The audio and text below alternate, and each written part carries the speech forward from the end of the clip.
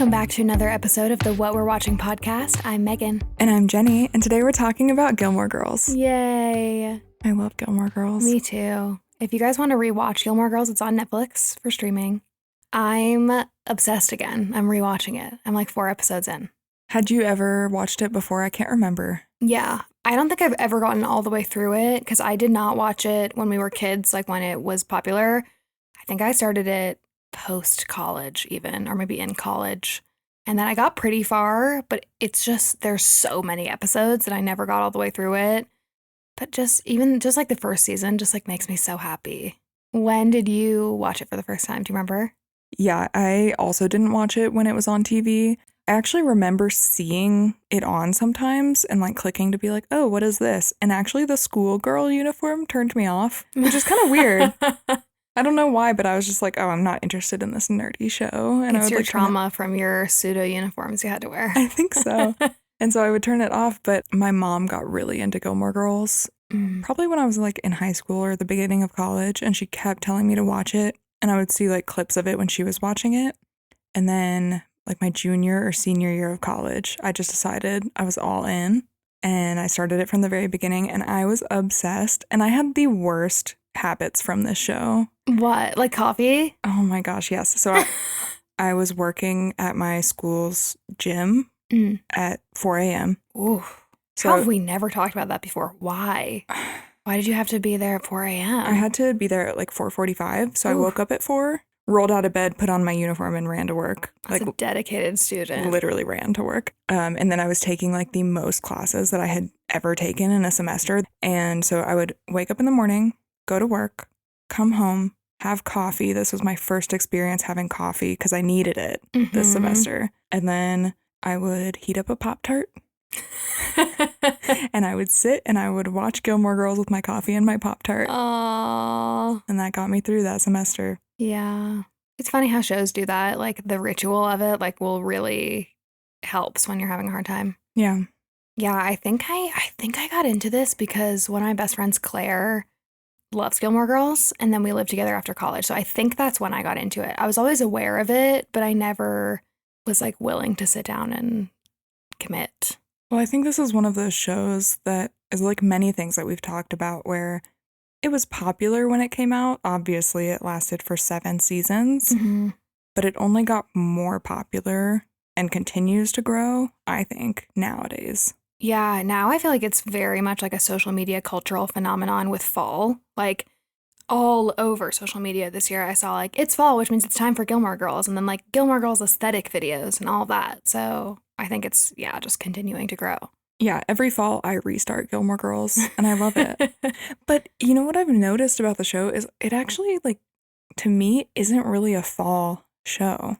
No, I was watching the first and second episode even, and just thinking, how did we get to where this became a fall thing? Because it does not strike me as that in the very beginning. It's like very bright. You know, like the aesthetics of the show are not like the other things that we would associate, like Halloween Town or something where you see the cute town where it's like eternally fall. That's like not a thing. But then I got a few more episodes in and I was like, oh, it's just like the coziness of the show, I think. It's cozy. That like intro where Gilmore Girls title like flashes across the screen, that is a fall picture. Yep. So I think that's where people get it. And it's like very school focused. But to me, this show is winter. And I could see that. I'm excited because I have seasonal affective disorder and winter is coming and I'm scared. And so I'm like, oh, yes, I need like something that will help me romanticize winter a little bit because I am not ready. Yeah, I think we could all use that. Lorelai's little beanies and her scarves and her gloves and stuff, like, yes. Yeah, that would be a great Halloween costume next year. Lorelai and Rory. Yeah. Oh, I saw someone this year was Lorelai and Suki. Oh, that's cute. Very cute. Brian was watching the first episode with me and Suki came on and he was like, oh my God, wait, is that Melissa McCarthy? I was like, yes, it is. This was like her first project. Yeah, like the first big one at least. Oh, love her. Yeah. And she's playing such a different character in this. Like she's just so sweet and wonderful. I think she has like come back to these kind of characters, but there was a time like the Bridesmaids era where she was just the comic relief. Yeah, Bridesmaids, The Heat. I feel like a lot of the movies that she produced with her husband are all like very just comedies. Mm-hmm. And this is not that. Which is funny because I think it was The Groundlings. She did The Groundlings in LA when she was getting started, and she was in the same class as Viola Davis and Dax Shepard. And so he talks about it on his podcast when she was on, about how they all knew that she was like superstar, like so hilarious, so funny, so naturally gifted. And then her first big job was Gilmore Girls. And he always kind of had this feeling of like, I'm so happy for her, but I want her to get to do the thing. And like, this is not the thing. And then she went on to very much do that in Bridesmaids shortly after this. But yeah, then watching her back in this, I'm just like, this is so funny because nobody knew her as this like comedic actor yet. Mm-hmm. Okay, so here's the logline for the show. 32-year-old single mom Lorelai lives with her teenage daughter Rory in the small town of Stars Hollow, Connecticut, with crazy neighbors and many ups and downs. This show is created by Amy Sherman Palladino, who is the showrunner, writer, creator of the show. She also went on to become the showrunner, creator of Marvelous Mrs. Maisel. Which makes so much sense because the dialogue in both shows is very rapid. Yes, it's the same style, which I always think it's so interesting because I guess this makes sense. Like the well-known writers, showrunners, directors all have something that's very stylistic so that even though they aren't on screen, I know Aaron Sorkin refers to it as like he wants to be the other character in the room. Even though he's not an actor, he wants every scene it to be clear that he is also present by the way that he writes. And I find that they're also always the writers that make the actors say every word correctly. Like Amy Sherman Palladino, Shonda Rhimes, Aaron Sorkin are all like that, where they're like, this is my job, your job is to do the acting, my job is to do the writing. So you're going to say the words on the page, which is just interesting. And it makes sense because like they have a brand, they have a specific style. They're the ones that we know. So it's their reputation. It's just interesting. Yeah, I've heard that Amy Sherman Palladino was very strict about them getting the words exactly right, and they're speaking so fast on this show. Yeah. That it was a hard show. And actually, speaking of Aaron Sorkin, he was doing The West Wing at the time, and they were known as a show where they stayed late and they worked really late hours. Gilmore Girls stayed later than The West Wing. Wow. Because of how many takes they had to do and stuff. That would be really tough. For 7 seasons? That's intense. Yeah, very intense. That would be like such a specific actor that would want to do that, I think. Like, I've heard Lauren Graham in interviews talk about the comparison between Gilmore Girls and Parenthood, because in Parenthood, they were totally allowed to like ad-lib here and there or say, hey, I don't think my character would do this. Can we look at this? Blah, blah, blah. And just the difference in like how lax that was and how great the hours were was just like night and day. So it's just, yeah, it's just interesting to hear them talk about the difference in the writers because I feel like you don't think about that a lot. No, and I think as an actor, I would feel stifled if I had to stick to every single line on the page. Yeah. And you couldn't like insert, I don't know, I feel like actors usually get a lot of say in how they portray the character. I know in my on-camera acting classes, I was always surprised by the amount of words that I was swapping out that I didn't realize that I was, because you memorize it. And then when you're on the spot in the moment on camera in front of people, you might say something that means the same thing so that like the intention of the sentence is the same, but you might swap out a couple of words because it sounds more natural coming out of your mouth and you don't even realize you're doing it. Yeah. So I can't imagine having to be so on top of your speech patterns and the exact wording and making that sound natural in some way would be really hard.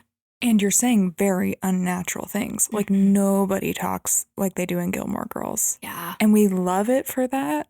But that would be so hard to have to say this like really complicated sentence word for word. And they do, I noticed a lot of back and forth. Like, is it Wednesday? Yes, it's Wednesday. How come you didn't know it was Wednesday? Like they'll do that like in threes kind of where a character will say something, then someone will repeat it and then they'll repeat it again. And I'm like, to your point, it's just so unnatural.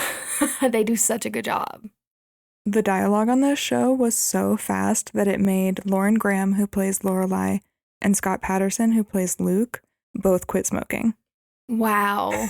Just like so that they could do the breathing, right? Yeah, I feel like probably the first season was hard for them.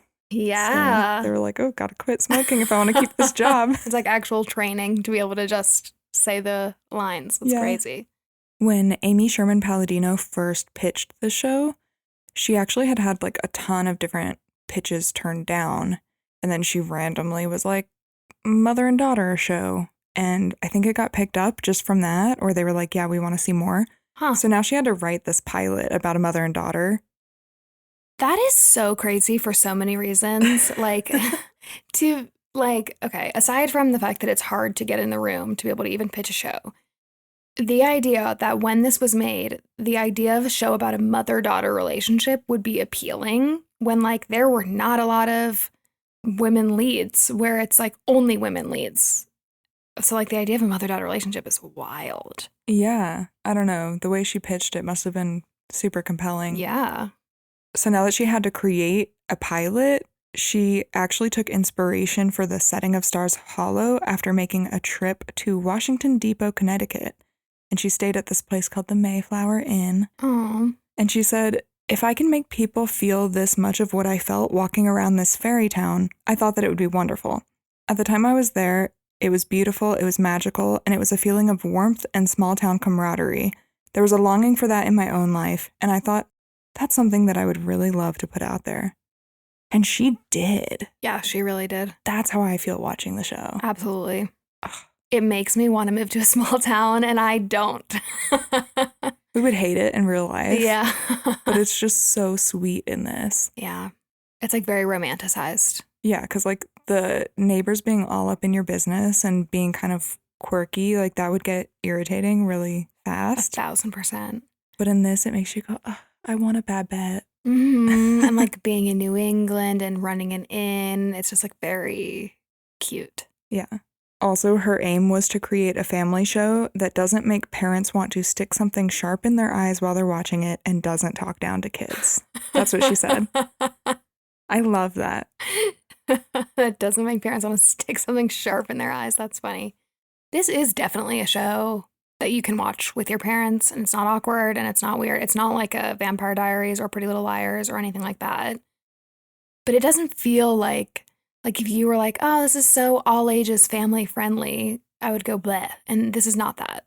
No, like even as a teenager, when I was flipping through the channels and it would be on, I was like, ugh, like I don't really understand what's going on. And I just like skipped over it. So I feel like it's very much for adults. Mm-hmm. Amy's husband, Daniel Palladino, occasionally wrote and consulted on season 1.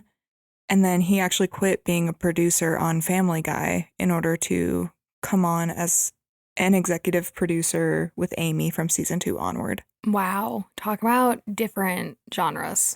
Family Guy. Yeah. And you were mentioning earlier that Amy Sherman Palladino was like very particular about the words that she put in the script. Mm-hmm. And actually they had a writer's room, but those writers were really there to like work out storylines. Interesting. And she had her hands on everything. Wow. Because she wanted all of the episodes to sound the exact same. And the dialogue is very memorable and it's very particular. Yeah. So I think that's interesting. Interesting. Do you know how that worked? Like, I know Shonda Rhimes talks about how I think it was on Scandal or Grey's Anatomy, where she would like give people certain episodes to like go start to work out, and then, or maybe it was even certain scenes, and then come back, and then I think she would like do a final pass on the dialogue. Do you think it was like that? I think for some episodes it was like that, and then for some episodes she actually wrote them. Wow. Yeah. That's a lot of work as a showrunner. If you don't know what a showrunner is, it is oftentimes the creator of the show. It's like the person that came up with the idea, and they are basically the head writer. So there's often a writer's room or a team. I think nowadays it's more common for there to be small groups of writers, like 3, 4, 5, whereas in, sitcom times, I think there might have been a dozen or so. And the showrunner is the person that's basically the boss of all the writers. And TV is considered a writer's medium. So the showrunner is the person who is basically in charge of the whole ship. Like, they are the one running the storylines. They're the one that's connected to the studio to make sure everything's getting improved. The actors normally know them. They're usually on set, yada, yada. So they're kind of the boss, the way that a director would be the boss of a movie set. I always thought that this was just filmed in New England or somewhere like that. Me too. Because of how fall it is and winter it is. Like, the seasons are so great in this show. Yeah. No. The pilot was filmed in Toronto, I think. Mm-hmm. But then everything else in the show was on a studio lot in Burbank, California. Interesting. I never would have thought it was on a lot. You feel like you're really in a town. I know. And they had like actual production designers decorating the town square with like fake leaves and stuff to show the seasons. It feels real. It does not feel like that. I know. Interesting. And we mentioned this a couple times now that we're kind of in our show era right now. We talked about Vampire Diaries last week, the pilot being filmed in a different location, and that is because the pilots are usually filmed at a separate time. So back when shows were more like network shows, there would be something called pilot season. I have very limited knowledge of this, okay? So I'm just going off of like the little that I know. But there would be something called pilot season where actors and actresses and everybody would audition for pilots. And my understanding is studios would pick a larger group of pilots that they wanted to see filmed, and then those would all go off and get filmed. And then there would be showings of those pilots to the execs of different studios. And then from there, the studios would pick up a couple of the shows to actually put on network TV. So there could be like 6 months, a year in between shooting the pilot and then the show actually going to production. And sometimes they'll actually change things, like they'll recast people, then they'll have to reshoot the pilot. But for the most part, everything stays relatively the same. They might make a couple tweaks to the season plot, and then they'll go film the rest of the show more at the same time. That makes a lot of sense. And this show had 7 seasons. It ran from like 2000 to 2007, I think. It was actually canceled after the 7th season because there was no way to keep Lauren and Alexis without giving them an easier schedule. As we mentioned, it had really long hours and was really tough. Yeah, that's a long time. That's like almost a decade of them doing that work. I know. And so today we're going to be talking about the pilot, and we probably won't be giving too many spoilers here, or we'll warn you if we are, but I will say the 7th season ends as if it could be the show ending, or it kind of leaves it open. Maybe there would be another season. They really weren't sure. So the cast didn't even have like parties or anything because they didn't know if there was going to be another season. That's sad. I hate that. I love when a show perfectly wraps things up because they know that it's over. You know, I would almost prefer that kind of like a la Ozark, although I have many feelings that we'll talk about one day about the Ozark finale. Oh my gosh. But just like knowing that they were going to do 4 seasons and it was going to wrap up and they were going to, you know, close it all nicely and the cast was going to have a good experience and it was going to be the closed chapter for everybody, I think is nice. Yeah, me too. And they did have a revival. That was in 2016. I feel like it was more recent than that. What? Yeah. No. You didn't know this? I mean, like, I knew that they had the year in a life. I knew that they had that. In my head, that was like a 2021 thing. Oh, like recent. Like recent. Yeah. 2016. That was like in the middle of college for me. That's crazy. That was as I was finishing up Gilmore Girls, the revival came out. So it was perfect for me. I actually have never seen it. Oh my gosh. Well, you're in for a treat as you like rewatch everything. Because the interesting thing is Amy and Dan Sherman Palladino did the first 6 seasons of Gilmore Girls. And then they actually like couldn't come to an agreement with the CW for season 7. So they left.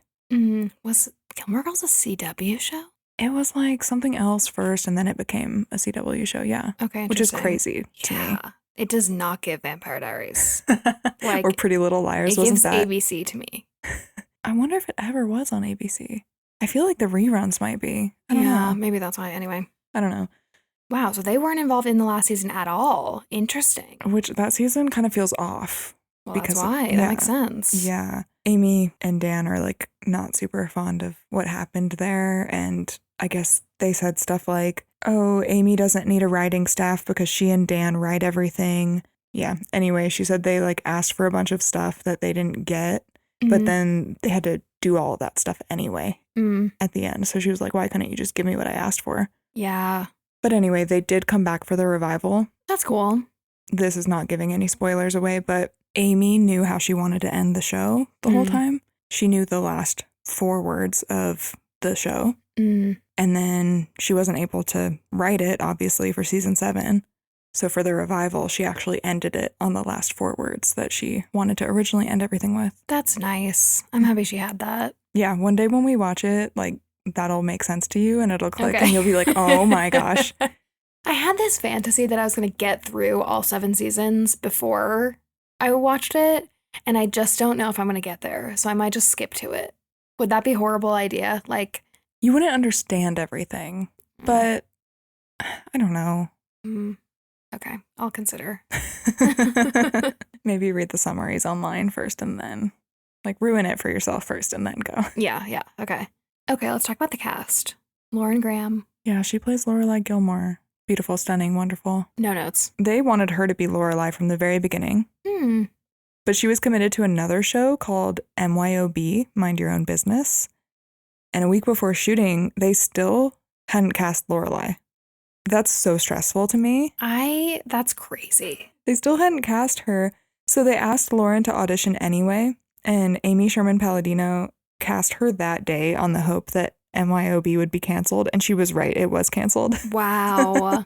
Thank goodness. I can't imagine anybody but Lauren Graham in that role. She's so perfect for it. She's so perfect for it, and what Amy says is, Lorelai's a hard fucking part. You've got to be funny, you've got to talk really fucking fast, you've got to be able to act, you've got to be sexy, but not scary sexy. You've got to be strong, but not like, I hate men. And that's why she knew Lauren was perfect for it. She was. She really Correct. was. Did you watch Parenthood? No, I never watched Parenthood. Okay, this is just a fun fact about Lauren Graham. She dated Peter Krause, who plays her brother in Parenthood. Right, yeah. And they were together for a long time, and they just broke up. I feel like they were together for like a decade or something. I say just, but as just evidenced, my timelines are way off, so it could have been years ago. It was 2016. Yeah. The time of the revival. Lauren Graham has written a ton of books. Yeah. And I really want to read them. I haven't read any of them. I have one of them. You do? Which Yeah. one? Talking as Fast as I Can? No, it's little. It's really small and yellow. I know which one you're talking about. I don't know the title. It's like, I'm sorry. No, I don't know. I don't know what it is. But somebody gave it to me for my college graduation, I think. And it's really good. Aww. I really liked it. I've seen people online just shitting on her books, like her little short books of essays. Like they're just like money grabs. But I like mine, so I don't care.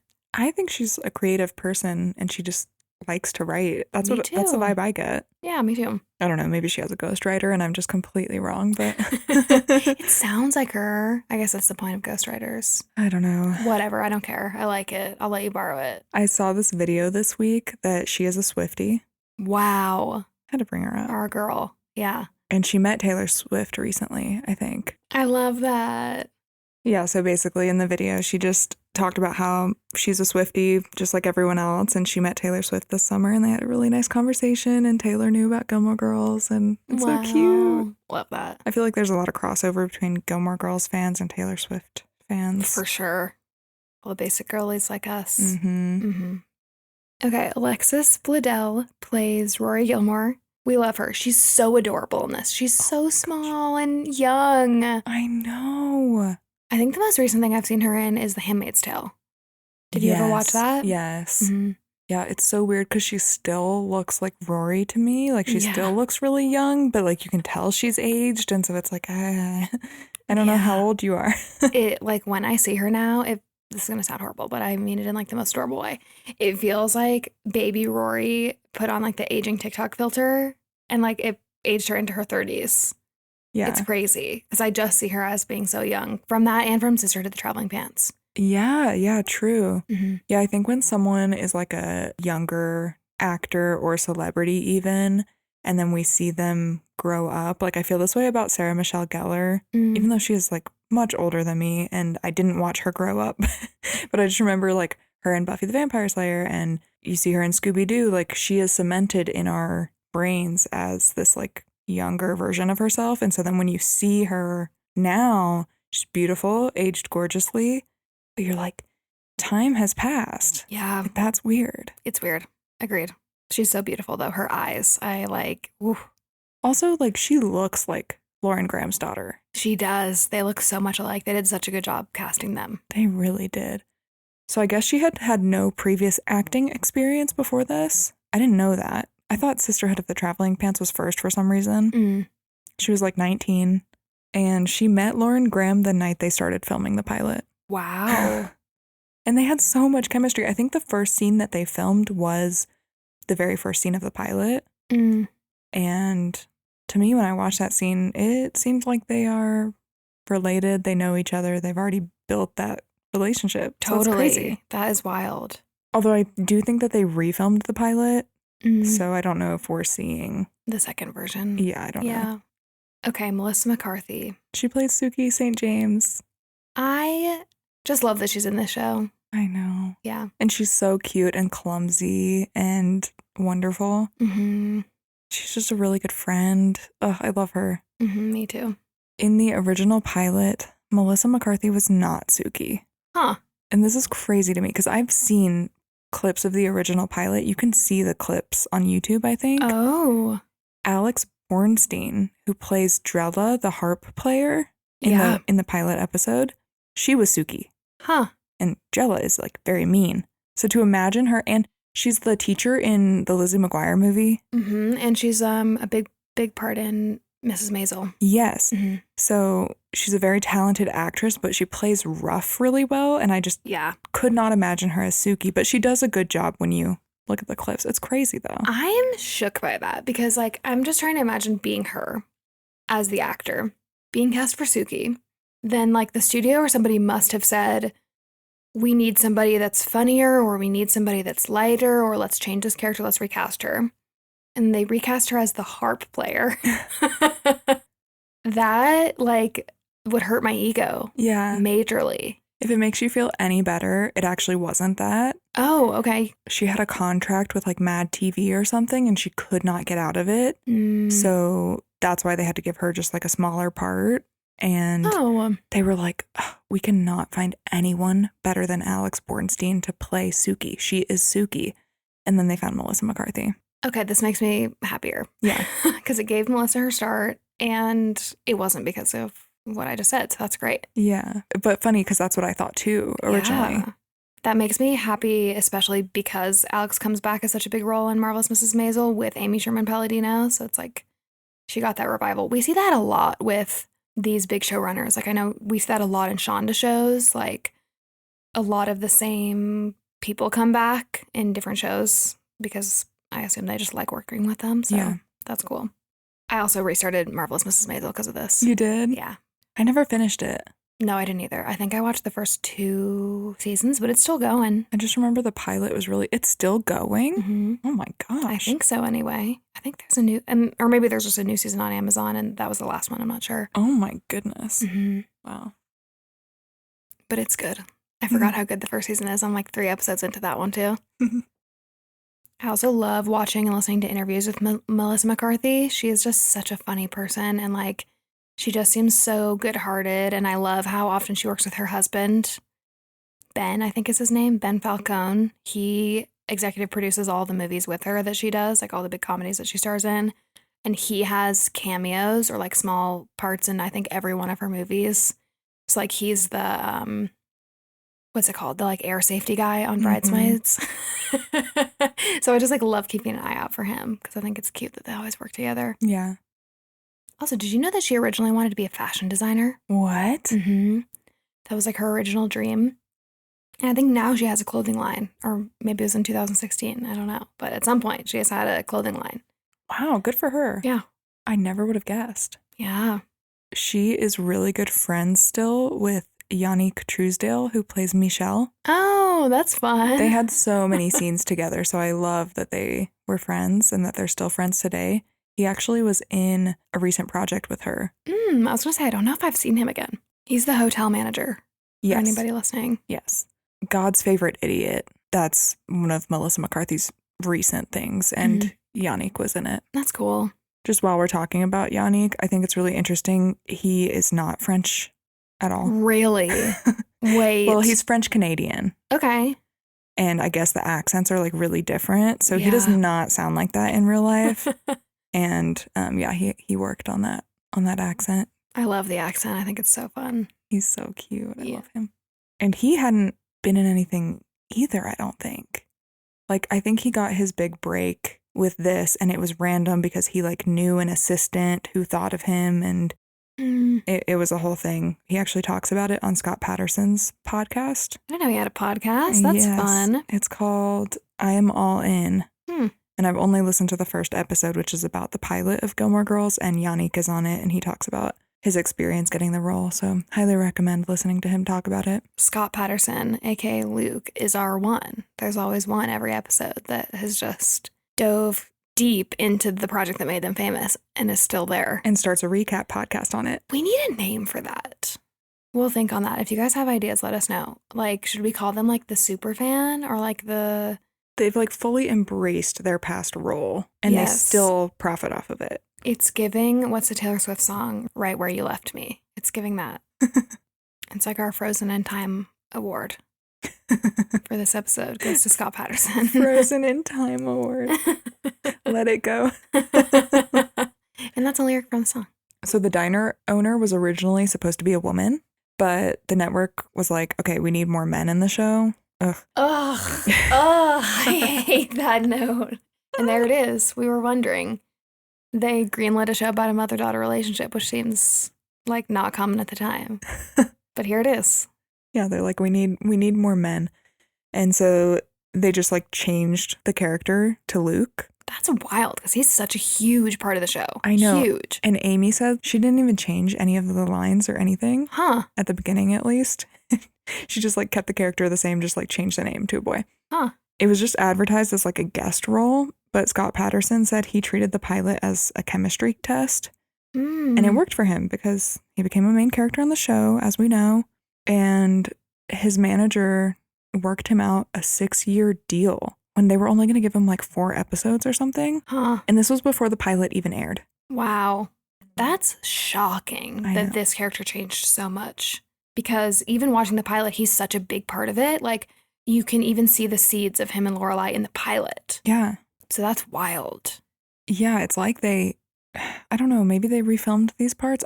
I don't really know, but it's interesting. Yeah. And then he has kind of a funny audition story. He was a professional auditioner at this time. He was so good at auditioning. He was actually an acting teacher. Wow, yeah. But he didn't like really have any roles or anything. And he had a bunch of auditions the day that he auditioned for this. And he came in and he had prepped the part of Luke. And then there was like this whole other scene he didn't prep because there was a typo and they called the character Duke. And so they were like, what about the other pages? And he's like, what other pages? I only prepped this. And then it turns out there was a typo. And they were like, can you go back home and like prep those and then come back? Wow. So he came back. Oh my gosh. That's crazy. I know. Duke. That was probably like originally his name and then they changed it. Yeah. I'm going to go listen to his podcast now. That's fun. Yeah, it was really interesting listening to the first one. And then we have Keiko Agena, who plays Lane Kim. She was 27 when she started this. That's shocking. 27. That's shocking. Playing like a 15-year-old. It's giving Jackson from Hannah Montana being like 30 when they filmed it. He did look old though. Or Maddie from Euphoria is like 32 or something. That's crazy. 27. She looks so young. She's baby. Yeah. I know. And maybe it's also like her hair, obviously, and like the setting and how she's dressed, but wow. Yeah. How old was Alexis Bledel? I think she was 19. Okay. Wow. That must have been really weird. Yeah. Keiko was closer to Lauren Graham's age. Yeah. Yeah. Because Lauren Graham was also playing a 32-year-old. And Keiko was 27. That's crazy. Lane was based on Amy Sherman Palladino's friend and fellow producer Helen Pye, who's Korean American. But this is so interesting. I had no idea. Lane and Mrs. Kim are Japanese American. Huh. Not like Korean. The actors? Yeah. Wow. I wonder why they didn't cast Korean Americans or why they didn't change the role then to be Japanese American. Yeah. Apparently, I read something that Keiko was cast because they couldn't find suitable Korean American actors, which is just so lazy. Yeah. Oh, I don't buy that at all. No, I don't buy that at all. They couldn't put suitable, the word suitable in the code. Rude. I can't. So rude. Yeah. Although she's a wonderful actor. I really like her in the role. And Mrs. Kim does such a good job. Yeah. I'm just kind of surprised they didn't change the family to then be Japanese. Right? Like, yeah. I understand she was based off of a real person, but yeah, it just seemed kind of strange to not. I'm sure that happens all the time. Probably does. I hope less now, but... Yeah, and Keiko recently did a Reddit AMA where she was asked if she thought the portrayal of Asian individuals in the show was fair. And she acknowledged that like both she and Emily, who plays Mrs. Kim, are Japanese, and that the character was based on a real-life person and her experiences being raised in a Seventh-day Adventist Korean household. But it was kind of interesting. Like, she said she felt like Mrs. Kim and Lane weren't stereotypes because they were full dynamic characters. Yeah, they were. It's interesting. I feel like this is where we run into, from the outside, I could see how they do feel like their stereotypes come to life, but also it's based on her actual friend and their actual experiences. And it's important to be able to bring those experiences to the screen. Yeah. So I don't know. That's tricky. And they're very dynamic characters. Like, they are not just their cultural identity in the show. Yeah, especially Lane. Yeah. We see a lot of Lane and her struggles of like being in an immigrant household that's very strict and then also wanting to be a normal kid. And I think that's probably a very common experience. So I don't know. I think some Korean American perspectives on this would be really interesting because, you know, Keiko can't really speak to that and neither can we. So yeah, just think it's worth noting. And then we have Jared Padalecki, who plays Dean. love. Oh so my cute. Gosh, he's so cute. He's just a little baby in this. He does. That's like something that struck me seeing him for the first time in the pilot. I was like, he looks so young. Have you seen Supernatural? Okay. You would like Supernatural, I think. Okay. I haven't seen that much of it. I've seen a few episodes. Supernatural is about two brothers and they're in a bunch of supernatural situations. Anyone who has seen the show is probably screaming at me that that's not a good way to describe it, but I don't know how else to describe it on the spot. The brothers are named Sam and Dean. Is he Dean? He's not Dean, he's Sam. Oh, that's so confusing. I guess it's good, but I know. But it's so funny. They do like a reference to Gilmore Girls in the show. That is so cute. They are taking a tour of Warner Brothers Studios, and the guide mentions, like, they're driving through the Stars Hollow set from Gilmore Girls, and that, like, they may see some of the stars. And they zoom in on Jared Padalecki's face, and he's just so uncomfortable the whole time she's talking. And when she says that they might see some stars, he gets off of the golf cart thing that they're on. And he's like, we gotta go. And he just leaves. That's cute. It's so cute. I love callbacks to things that they were in previously. Yeah, it just feels like an inside joke. It's cute. Very cute. Should we talk about the Gilmores? Yes. Richard and Emily. Yes. I love them. They are perfect. Yeah. Kelly Bishop is so perfect that they cast her immediately. I believe that. She is so perfect. She's so perfect. She's Emily. Yeah, it's interesting. I realized watching this back, as much as this is a story about like a mother-daughter relationship with Lorelai and Rory, it's also about Lorelai's relationship with her parents. Like, it feels very generational, which I love. Yeah. And then Edward Herman plays Richard Gilmore, and Amy Sherman Palladino actually had him in mind for the character. Cool. And it's so sad, but he passed away a few years before the revival. Aww. So the revival is very much a tribute to him. Oh. That's very sad. Yeah. But that's very sweet. But we love Richard. Mm-hmm. And then lastly, she's not in this pilot episode. Is she not? Is she not? No, she's not.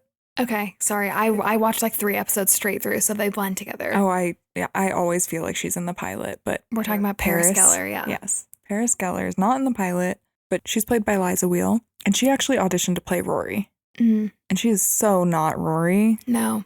But Amy liked her so much that she wrote the part of Paris for her.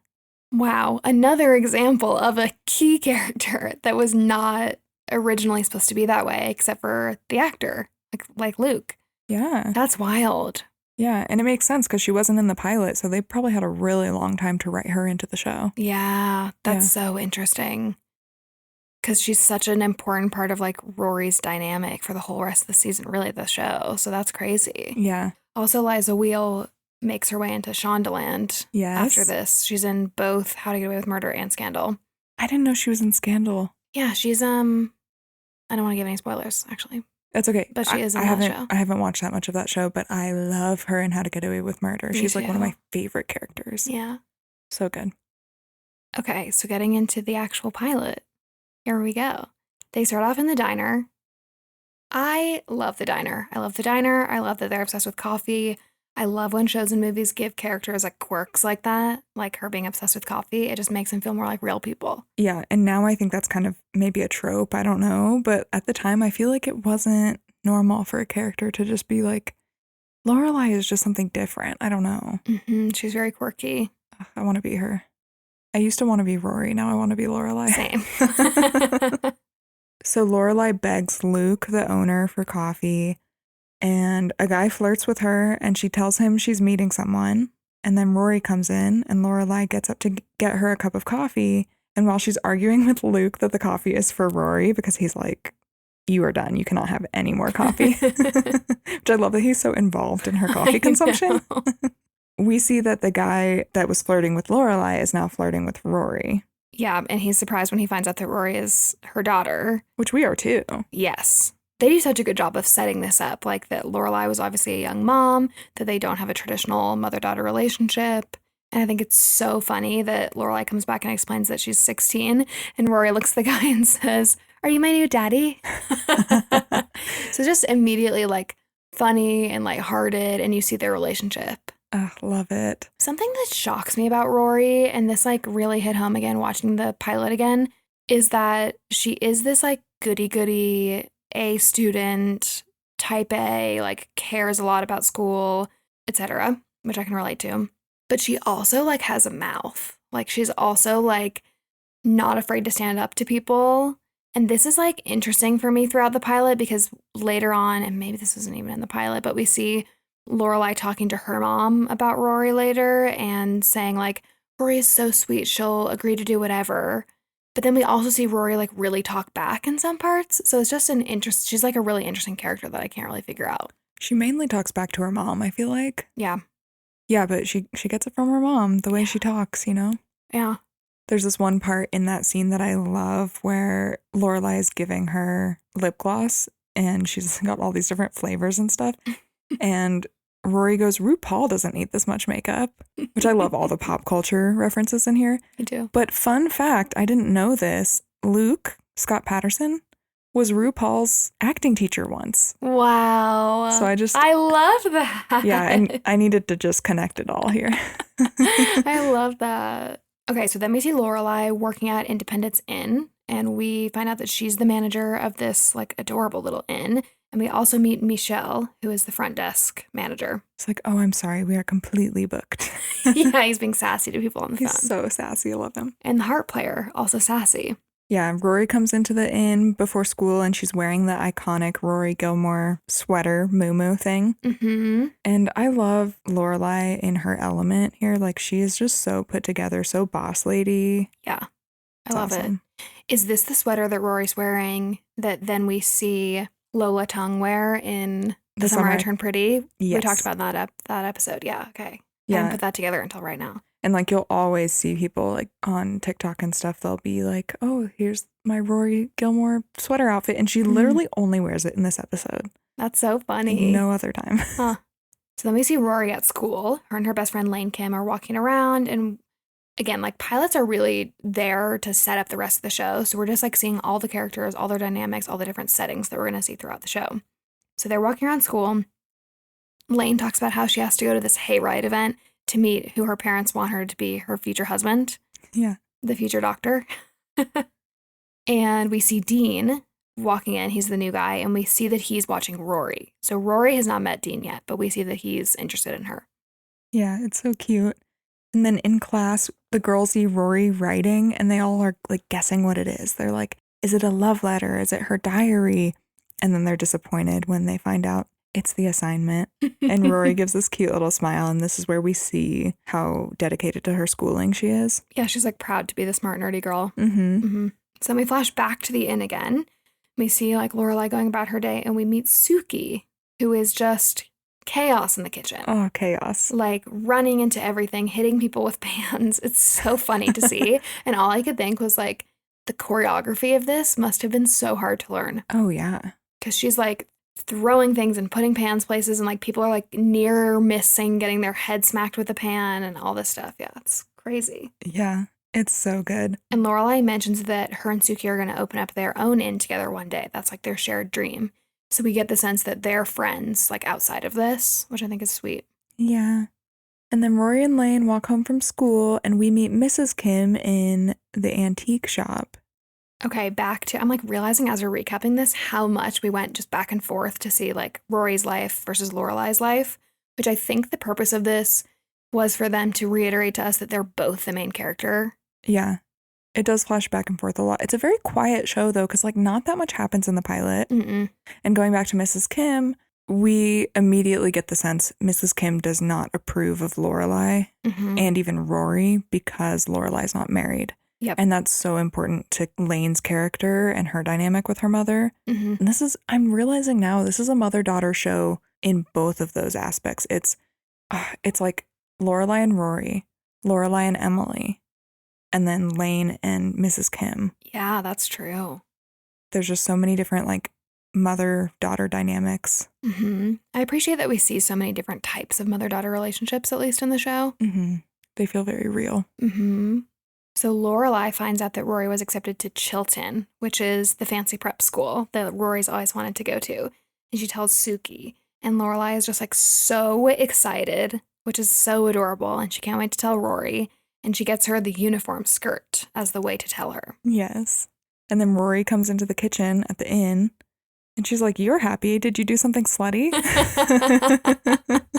Lorelai's like, "Not that happy." And she gives Rory a uniform skirt to surprise her. And Rory is so excited. It's so cute. She's like, "Am I going to be in a Britney Spears music video?" And then, yeah, she finds out she's going to Chilton and she's just so excited. So then we see Lorelai later on by herself calling the school to see if she can pay the enrollment fee and the first semester tuition in installments because it's a lot of money to put up front. And they say no. And they say that if she can't pay it, then Lorelai's going to lose her spot. And she's supposed to start at this new school on Monday. So Lorelai is like, no, I'll figure it out. This like breaks my heart and also makes me go, how did we get here? Like, why was Rory... I know it's because they just want the best for Rory. Like, Lorelai wants the best for Rory, and Rory really wants to go to the school. But it's interesting to me that, like, this is the first time that the finances of this decision are coming up. Like, after she tells Rory, after Rory's enrolled to start on Monday. She hasn't checked to see how much it will cost. She's been applying for what feels like years in like the way that she's so excited this is finally happening. Yeah, that's interesting. Anyway, that was just something in the back of my mind. I mean, okay. Lorelai is a rich girl.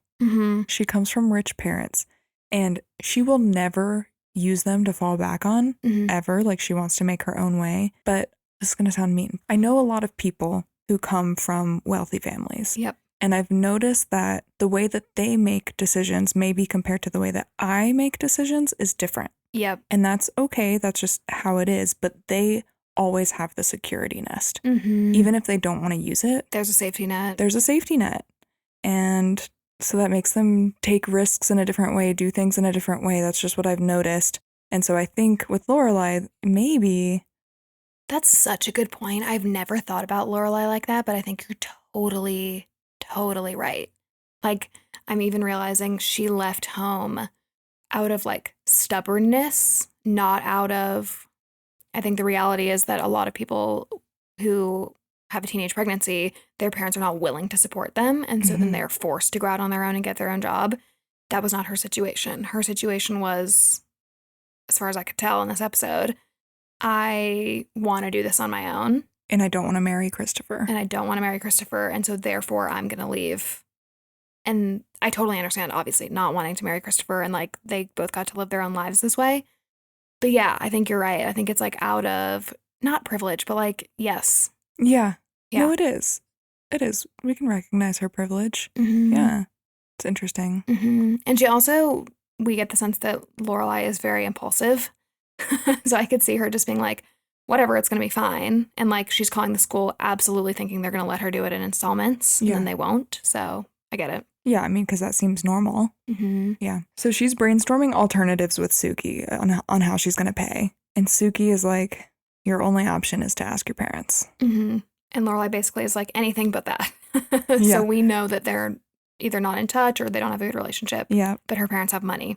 And then sweet Rory comes out and she's so excited. She's wearing her skirt. It's like down to her ankles. It's ridiculous. And Lorelai's like, oh, I need to hem that. And Rory's like, not too much. Yeah, it's so cute. And I think this, just how excited she is, Lorelai's like, I know what I have to do. I have to ask my parents. And she does. She goes to their house. They have a very fancy house. And she walks in and sits across from her parents. And like, this is the first time we've seen Lorelai as like a child. I feel like. Like, we're seeing her nervous to talk to her parents. She's sitting across the table from them. And before this, Lorelai has just been so confident and so outgoing. And then in this moment, she's like, just let me get it out. just let me ask. And she does. And Richard, it seems like, is very on board and is like, I'll get the checkbook. He's just like, you're here because you need money, right? Mm-hmm. And he like won't even listen to why. He's just like, yeah. Yeah. And then Emily is just like, actually, on one condition, you and Rory have to come every Friday night for dinner, and then we'll give you the money. And if you come this week, I'll give you the check then, which is like Lorelai's worst nightmare.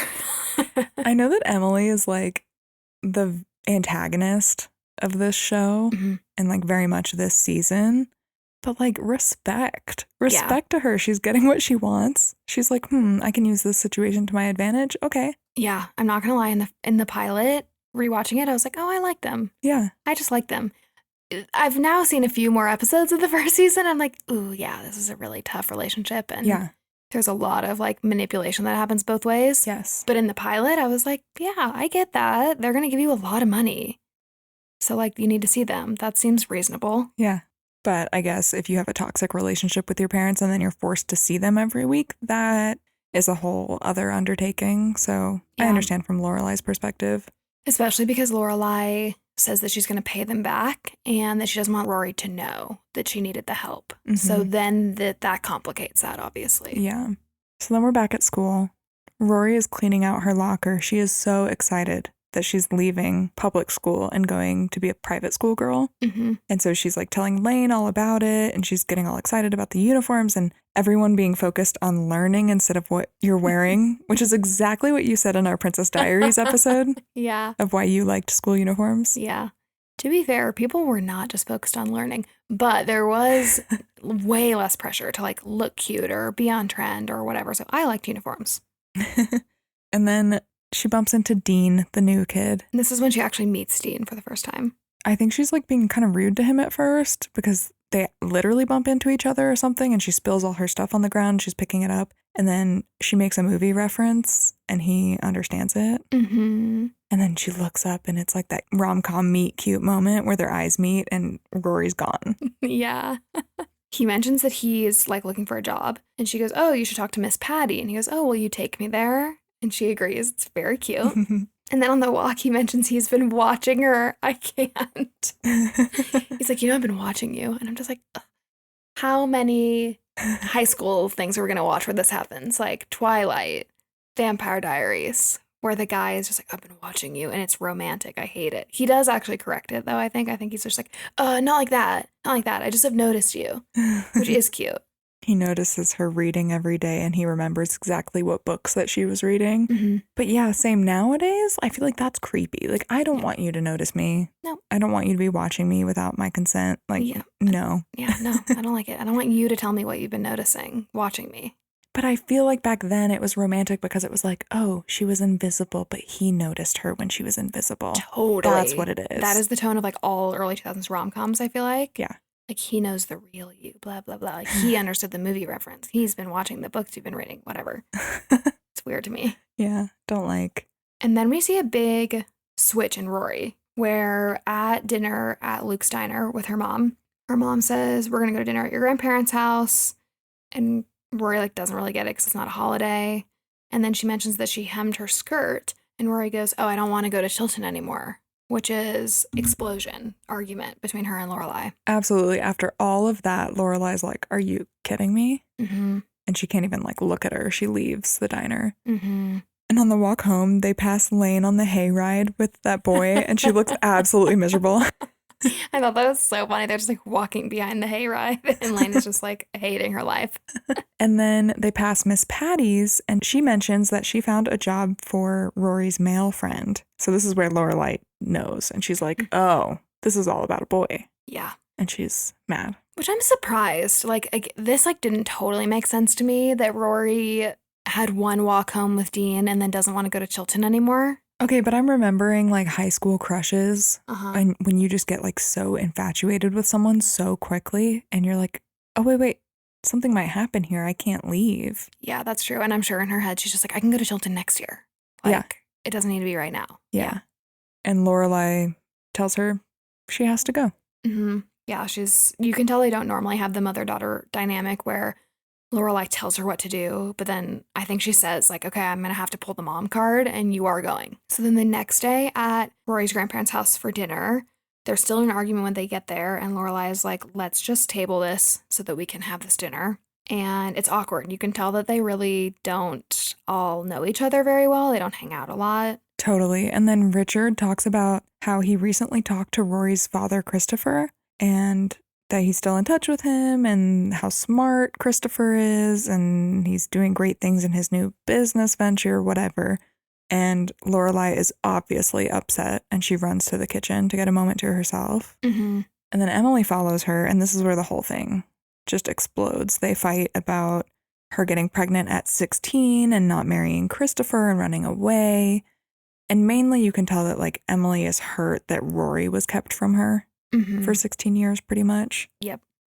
But what's coming out is like, if you had just let us set you up, you can tell she's like implying like if you had lived with us or we had bought you a house and you had married Christopher, then like we would have all had this perfect family dynamic because Christopher is so great and smart and you would be in a better place. And Lorelai is just like, no, he got to go pursue his dreams. I now manage an inn and I did really well and I figured it out for myself. So like, why are you acting like things would have been better if they had been under your control, basically? Which is fair. Yeah, totally fair. And then Rory overhears the worst part, that Lorelai begged them to help pay for her school. And this sort of like wakes Rory up. I feel like from this like teenage obsession and rebellion that she's going through. And as they're walking out, or maybe as they're like almost home, Rory admits that she overheard everything and she agrees to go to Chilton. And then Luke comes to take their order and he's dressed nice, which is super unusual for him. He's usually like plaid shirt, backwards baseball cap, but now he's like wearing a button-down shirt and his hair is nice. He's got no hat on. Mm-hmm. And there's this moment between him and Lorelai where she's like, "Oh, you look nice." Mm-hmm. And then Lorelai pesters Rory about the boy. Luke tells Rory to stop drinking coffee or she'll end up like her mom. And she says, "It's too late." First of all, that's such a sweet moment. So cute. Like, too late. And they like both smile. And then they're leaving the diner and Lorelai, I think, asks Rory, like, is Luke cute or something? Does that happen in the pilot? I don't remember it? this. I thought it did. Oh, I don't know. Oh, maybe it's the next episode. Sorry. I don't know. I don't remember it. But she like makes a comment and Rory is like, no, you cannot date Luke. Then we won't be able to eat here. We'll have to eat somewhere else. And she mentions another restaurant. She's like, and that restaurant is so bad. So you can't ruin this for me. Is it Al's Pancake World or something? Yeah. Oh, that's so funny. That's the pilot. That's the pilot. It reminded me, us going through this, how little happens in this show. Mm-hmm. The conflict is really just like relationship based mostly. Mm-hmm. And what takes so much time is just the dialogue. Yeah. There's so much of it. There's so much. But I love that. Yeah. It's like, I think what makes this show very soothing to a lot of people because there's not a lot of drama. There's not scary things happening. There's not a lot of, it's like normal drama. It's like family drama and school drama. And it's not like crazy. Like it's not High School Euphoria or Pretty Little Liars. It's very like real life, which I think people like. Yeah, it's very wholesome. And cozy. Very. Ugh, I'm going to keep watching it. Brian told me it's such a girl show. Is it? I didn't think so. And then when we got through the first episode, because I'm always just like, ooh, maybe he'll really like it. And then he'll binge all of it with me. And then at the end, he was like, yeah, this is such a girl show. And I was like, damn it. I think Robert thinks the same, except he actually will sit down and watch it with me and like laugh, but he just won't watch it on his own, you know? Yeah. I love this show though. I'm so glad we watched it. Me too. And I'm going to keep going. Yeah, me too. I think this is going to be my sad show for winter. Sad girl winter. You should give Maisel a go-to. I think I will, yeah, because I really like the pilot of that. And I think Amy Sherman Palladino is really talented. Me too. This like weekend, I like have traded off a couple, like back and forth between the two shows. And it's nice because Gilmore Girls, I feel like if I watch a couple in a row, then I'm like ready to pause because not a lot happens. Yeah. And then I want something else, and Maisel is like in the same vein, so it's good. All right, you heard it, guys. That's what you're going to do. Just flip-flop back and forth between the two. Yep. Marvelous Miss Maisel is on Amazon Prime. Yeah, I think like this show has just really exploded into like a cult following. Totally. Maybe more than a cult following. Is a cult following like, is that small? I don't know. I don't know. It does feel like it's become very mainstream, though. I know what you mean. Yeah, totally. And like, there's so many pop culture references. First of all, the show has so many pop culture references that I don't even understand. And then now it is a pop culture reference in itself because people mention it all the time. Completely. I love it. Me too. Well, thank you guys for listening. Yeah, thank you for listening. That was so fun. If you like this episode, make sure to give us a 5-star review, and we will see you next week. Bye. Bye.